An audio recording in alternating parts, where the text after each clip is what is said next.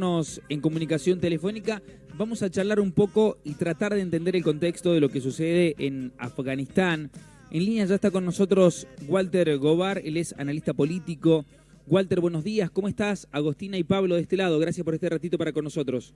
Muy buenos días, Agostina y Pablo, ¿cómo le va? Muy bien, muy bien. Bueno, estábamos tratando de analizar, nosotros esta mañana hacíamos un pequeño repaso histórico de lo que está pasando, Walter, allí en Afganistán, con la llegada del régimen talibán, hacíamos un poco referencia a lo que van a tener que volver a padecer las mujeres, como lo que pasó allá entre el 96 y el 2001. Pero bueno, ayúdanos a entender un poquito este contexto que va a empezar a vivir Afganistán. Nosotros veíamos las imágenes, analizamos algunos discursos también. Bueno, yo creo que, digamos, obviamente que el tema de la situación de la mujer es preocupante, pero fundamentalmente a lo que estamos asistiendo es al fracaso total de una intervención extranjera, una intervención que digamos fue la guerra más larga, la guerra más costosa, sí, la guerra más inútil que libró los Estados Unidos, que duró 20 años, se basó desde el comienzo hasta el final, se basó en mentiras, porque en realidad, si bien, como vos mencionabas, durante estos 20 años en Afganistán mejoró la situación de la mujer, en el sentido de que con el anterior gobierno talibán las mujeres tenían prohibido estudiar, tenían prohibido, tenían que ir con todo el cuerpo cubierto, no podían utilizar ni cosméticos, ni siquiera escuchar música, digo, solo por mencionar algunos. No podían reírse en la calle, por ejemplo. Exacto. Pero digamos, primero que ese no fue el motivo de la invasión. La invasión a Afganistán, de la cual yo fui testigo, yo estuve al comienzo de la invasión, por eso, digamos, conozco la película completa. Claro. Walter, un segundito, porque recién dijiste algo que para el adolescente o el que no vivió en los 90, guerra inútil, ¿por qué? Bueno, ahora eso es lo que estoy tratando de explicar. La invasión a Afganistán se hizo un mes después del ataque contra las Torres Gemelas por parte del gobierno de George Bush, aunque no había sido Afganistán el responsable, ni los talibán ni Afganistán en sí mismo responsable de los atentados contra las Torres Gemelas, sino que el gobierno de George Bush, que digamos no tenía brújula ni tenía proyecto político, encontró en el atentado contra las Torres Gemelas su supuesta misión en el mundo, que fue la guerra contra el terrorismo.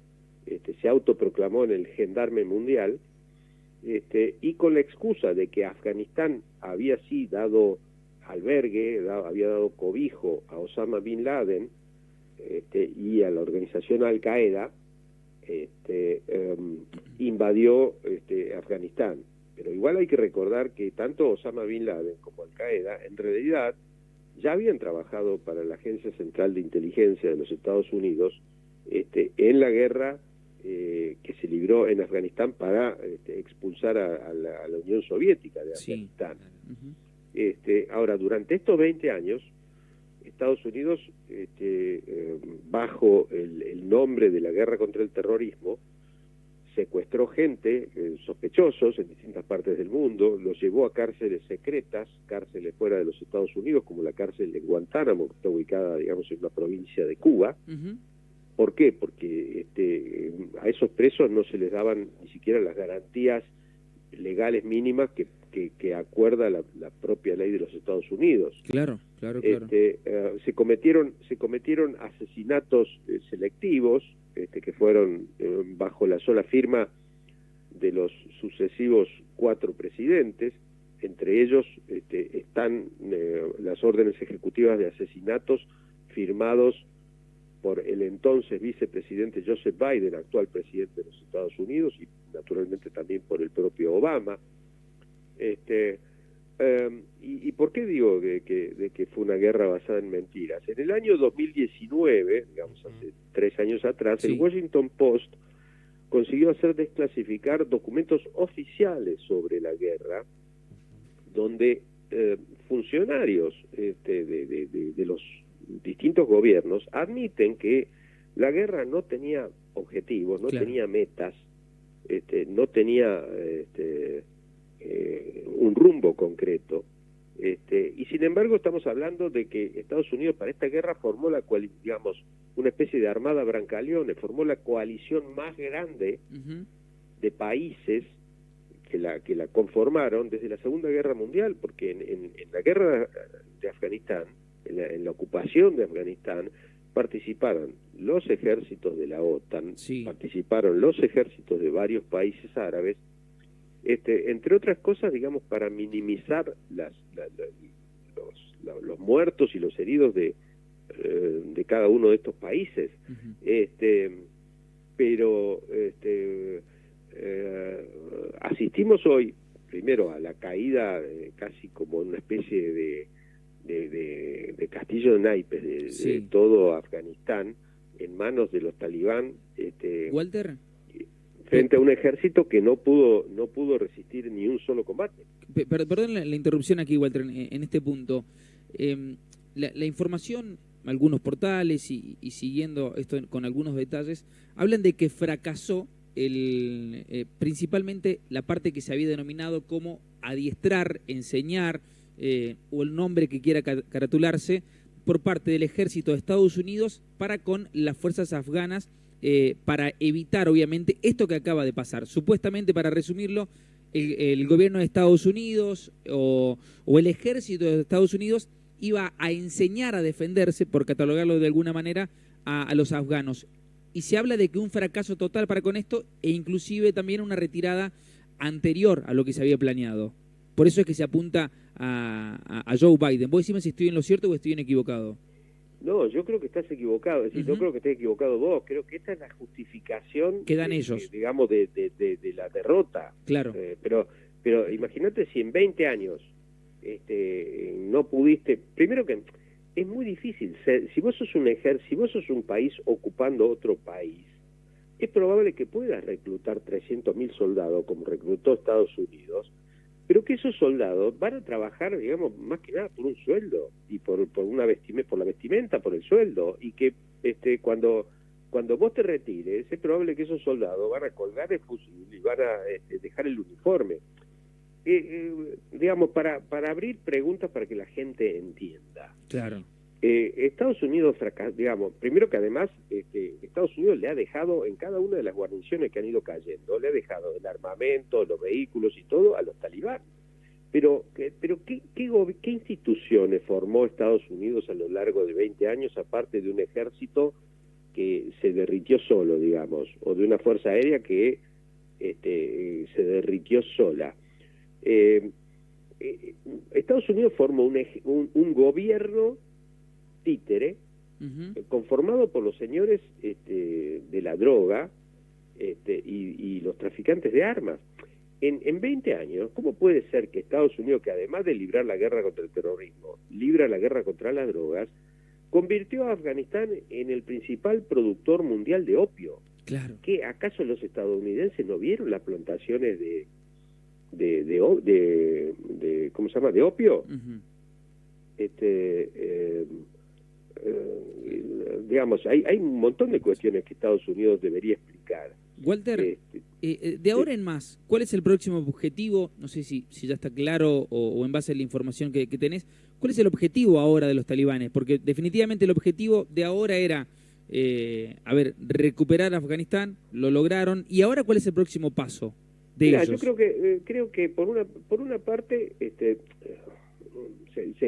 antes de eso hay que pensar que se ha creado otro problema internacional, que es de una gran ola migratoria de la gente que quiere escapar de Afganistán. Claro. Las mujeres quieren escapar porque no quieren volver al régimen, digamos, de los talibán, de lo que ya hablamos, pero también hay muchos que quieren escapar porque han sido colaboracionistas de los Estados Unidos y temen represalias de los talibán. Claro. Pero yo no sé, digamos, si probablemente estos talibán que han llegado al poder ahora sean más radicales, pero creo que los 20 años que pasaron al medio van a hacer que sean más cautos. Yo no creo que porque tampoco lo fueron en su momento. No creo que ellos hubiesen alentado el terrorismo externo. Creo que lo de Bin Laden fue obra de Bin Laden. De hecho, los pilotos que se estrellaron contra las Torres Gemelas habían recibido entrenamiento en escuelas de aviación en la Florida, en Estados Unidos, no en Afganistán. Claro. De todos modos, es un tema para monitorearlo de cerca.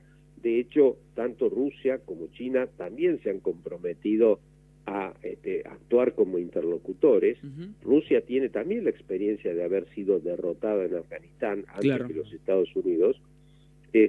Y bueno, es una nueva página que queda por verse qué es lo que va a hacer, qué va a ocurrir en Afganistán. Y yo creo que hay que seguir muy de cerca, y lo digo por experiencia personal, porque todas estas cuestiones siempre han estado muy manejadas por los servicios de inteligencia de Pakistán. Desde la época de la invasión soviética, cuando por encargo de los Estados Unidos los servicios de inteligencia de Pakistán reclutaban a los así llamados combatientes de la libertad, que los reclutaban en las escuelas coránicas, en las escuelas del Corán, en la zona limítrofe entre Pakistán y Afganistán.